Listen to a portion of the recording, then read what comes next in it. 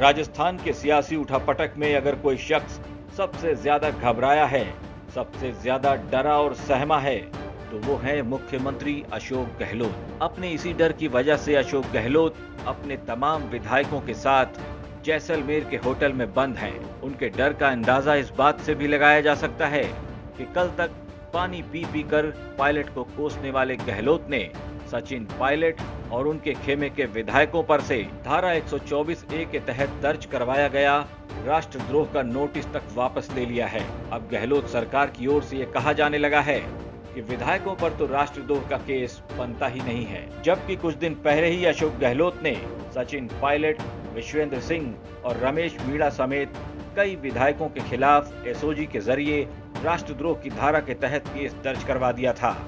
आखिर ऐसा करने के पीछे अशोक गहलोत की मंशा क्या हो सकती है? क्या अशोक गहलोत वाकई पायलट से डरे हैं या कोई और बात है? तो इसकी वजह भी जान लीजिए।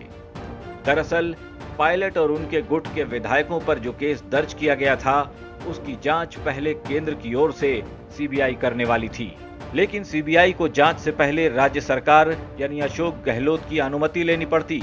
लेकिन जैसे ही इस मामले की जांच का जिम्मा केंद्रीय गृह मंत्रालय ने एनआईए को सौंपने का फैसला किया, वैसे ही अशोक गहलोत ने अपने कदम पीछे खींच लिए, क्योंकि एनआईए को ऐसे मामलों की जांच के लिए राज्य सरकार की अनुमति की भी जरूरत नहीं होती। लिहाजा खुद की गर्दन को फंसता देख राजस्थान की सरकार अब तो ये कहने लगी है कि पायलट और उनके समर्थक विधायकों पर तो कोई राष्ट्रद्रोह का केस बनता ही नहीं।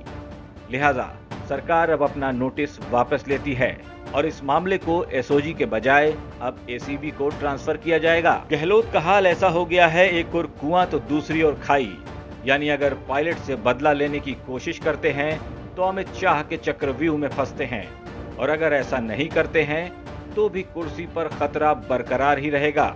गहलोत सरकार तो अब उस टेप कांड की जांच तक नहीं करवाना चाहती जिसमें विधायक भंवरलाल शर्मा और केंद्रीय मंत्री गजेंद्र सिंह शेखावत की आवाज होने का दावा करती आई है। गहलोत भले ही नरम पड़ गए हों, लेकिन खबरें ऐसी भी निकल कर आ रही हैं कि अब पायलट गुट के विधायक एसओजी और राजस्थान सरकार के खिलाफ मानहानि और मानसिक प्रताड़ना का केस दर्ज करवाने की तैयारी में हैं। बहरहाल अशोक गहलोत की हालत इस वक्त ऐसी है कि वो एक एक कदम फूंक फूंक कर आगे बढ़ा रहे हैं, क्योंकि उन्हें इस बात का आभास हो चुका है कि सबसे तो वो निपट सकते हैं, लेकिन मोदी और शाह की नजरें अगर टेढ़ी हो गईं तो फिर बचना मुश्किल होगा। ब्यूरो रिपोर्ट, राजस्थान तक।